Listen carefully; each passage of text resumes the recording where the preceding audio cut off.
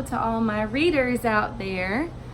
I am going to read a book this evening, and it's been a great day. It's been a great week. Been doing a little work at the school, had some training to learn some new things for next school year. And now I want to read a book to you by one of my most favorite authors, poets, Shel Silverstein, and I want to read The Giving Tree because lately I've seen so many people give their time and their donations to my school to help. If you follow me on my other accounts, they're helping with a beautification project that we've got going on, and it's been really neat to see good people doing good things for all of us. So I want you first to look at the cover. You've maybe seen it, maybe you haven't. Now here's the title, and it is The Giving Tree. Our author is right here by Shel Silverstein. I want you to think about what you notice on the cover of this book. The title is The Giving Tree. What do you think that means? What do you notice? I notice a little boy and a tree. It looks like an apple he's about to catch. Now this one does not have a blurb on the back. It just has a picture of the author. So no clues on the back cover, but the front has a really good illustration of what we might see as we start to read. So let's begin.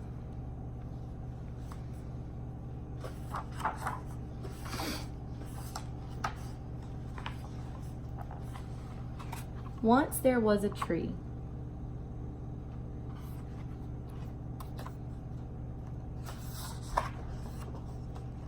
And she loved a little boy. What do you see over here? We don't see the little boy yet, but I see a little tiny foot stepping into the scene here. And every day the boy would come.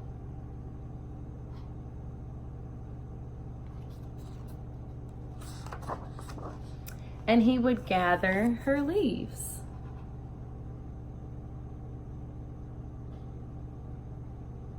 Think about those leaves falling. The title, The Giving Tree.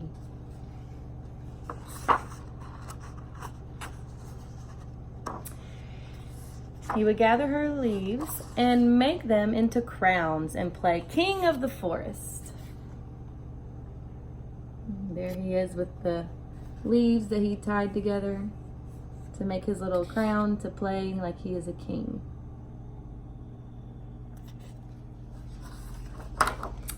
He would climb up her trunk. His little feet and hands. Looks like he took his shoes off.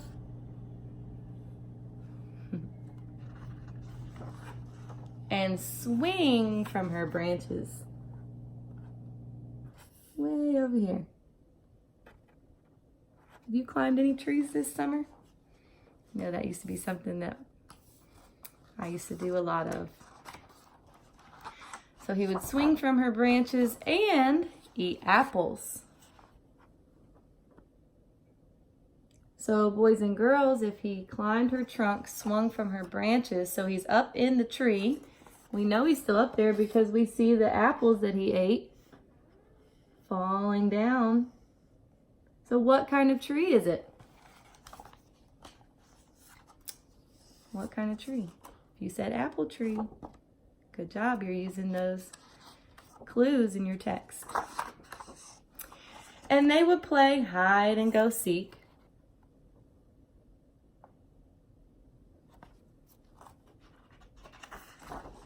And when he was tired, he would sleep in her shade.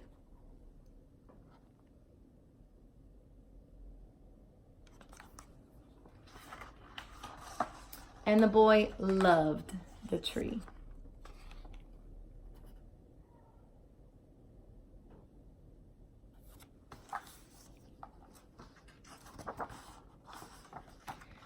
very much, and the tree was happy. Looks like he put his initials in there. The first letter of his name, put a little heart around it. He loved the tree. But time went by. What do you notice about the little boy? Looks a little taller, a little older maybe. Says time went by. What happens as time goes by? Do you get older? You get taller? I know you do. I see it through the school year. And the boy grew older. What do you notice on this page? He grew older, and what does he have? Looks like he has a friend that he brought. Maybe a friend he really likes. Girlfriend, best friend. And the tree was often alone. Getting older, doesn't have as much time to go visit. Then one day the boy came to the tree, and the tree said, "Come, boy, come and climb up my trunk and swing from my branches and eat apples and play in my shade and be happy." "I am too big to climb and play," said the boy. "I want to buy things and have fun. I want some money. Can you give me some money?" "I'm sorry," said the tree, "but I have no money. I have only leaves and apples.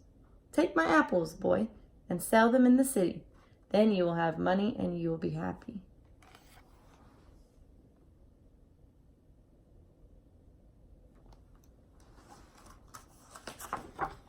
And so the boy climbed up the tree and gathered her apples and carried them away. And the tree was happy. So even though the boy is taking all of her apples, it says that she's still happy. I wonder why she's still happy. Can you think about that? Why do you think she's still happy, even though it says she was often alone and then the boy came and took her apples? But the boy stayed away for a long time, and the tree was sad. And then one day the boy came back, and the tree shook with joy, and she said, "Come, boy, climb up my trunk and swing from my branches and be happy." "I am too busy to climb trees," said the boy. "I want a house to keep me warm," he said. "I want a wife and I want children, and so I need a house. Can you give me a house?" "I have no house," said the tree. "The forest is my house, but you may cut off my branches and build a house. Then you will be happy."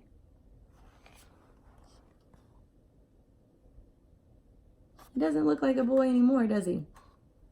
Seems to be all grown up now. And so the boy cut off her branches and carried them away to build her house. To build his house. That didn't make sense, so I had to go back and think. Her house? Nope. I checked my word and it was his house. Always good to make sure it makes sense. So he carried her branches away to build his house, and the tree was happy. So no apples, no branches, no boy visiting her anymore, but it says she's still happy now. But the boy stayed away for a long time, and when he came back, the tree was so happy she could hardly speak. "Come, boy," she whispered. "Come and play." "I am too old and sad to play," said the boy. "I want a boat that will take me far away from here. Can you give me a boat?" "Cut down my trunk and make a boat," said the tree. "Then you can sail away and be happy." Remember, this is the trunk of the tree, the strong part that the trees stand on, the branches come off of. And so the boy cut down her trunk and made a boat and sailed away.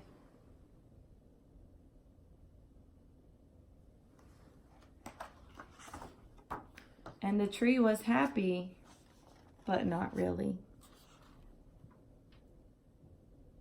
Do you see a tree anymore? Nope. Just a little stump. And after a long time, the boy came back again. "I am sorry, boy," said the tree, "but I have nothing left to give. You. My apples are gone. My teeth are too weak for apples, said the boy. My branches are gone, said the tree. You cannot swing on them. I'm too old to swing on branches, said the boy. My trunk is gone, said the tree. You cannot climb. I am too tired to climb, said the boy. I'm sorry, sighed the tree. I wish that I could give you something, but I have nothing left. I am just an old stump. I'm sorry.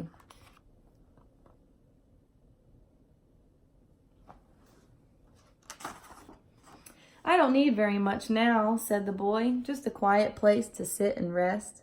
I am very tired. Well, said the tree, straightening herself up as much as she could. Well, an old stump is good for sitting and resting. Come, boy, sit down. Sit down and rest. And the boy did.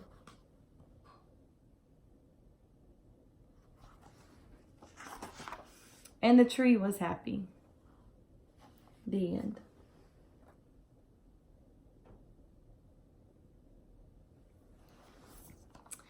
This book is special because my grandparents used to read it to me, and I just think it has a really good message. We always like to stop and think about what the author is trying to tell us and what the purpose of this story was.